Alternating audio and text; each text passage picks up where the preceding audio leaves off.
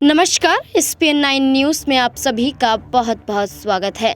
हरियाणा विधानसभा चुनाव के परिणाम के साथ साथ भारतीय जनता पार्टी में जश्न का माहौल है। भारतीय जनता पार्टी ने 48 सीटों के साथ जीत दर्ज कर ली। एक बार फिर से हरियाणा में तीसरी बार भारतीय जनता पार्टी की सरकार बनने जा रही है, जहां भारतीय जनता पार्टी और कांग्रेस पार्टी के बीच में कड़ा मुकाबला देखने को मिला। जहां भारतीय जनता पार्टी 48 तो वहीं कांग्रेस पार्टी 37 सीटों के साथ बढ़त बनाती हुई नजर आई। लेकिन देखा जाए तो जीत भारतीय जनता पार्टी की हुई। लेकिन इन दो पार्टियों के अलावा कई और राजनीतिक पार्टियां भी हरियाणा में मौजूद थी जो सरकार बनाने का दावा कर रही थी, जिसमें जननायक जनता पार्टी और आज़ाद समाज पार्टी की गठबंधन की बात की जा रही है।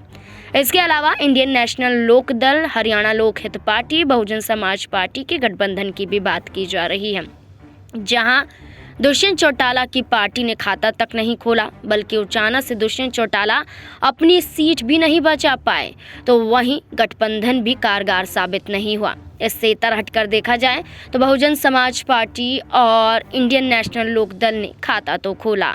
ऐसे में देखा जाए तो बहुजन समाज पार्टी की एक तरफ से जीत होती हुई एक सीट पर नजर आ रही थी, अटेली विधानसभा सीट, लेकिन अंत आते आते ये सीट भी बसपा के खाते से चली जाती है। इसके अलावा इंडियन नेशनल लोक दल की बात करें तो इंडियन नेशनल लोक दल ने डबवाली और रानिया विधानसभा सीट पर जीत दर्ज की। 2 सीटें जीतने के बाद इंडियन नेशनल लोक दल तीसरे नंबर की पार्टी बन गई। लेकिन देखा जाए तो कई पार्टियां मौजूद थी, लेकिन चौटाला परिवार कारगर साबित होता हुआ नजर नहीं आया।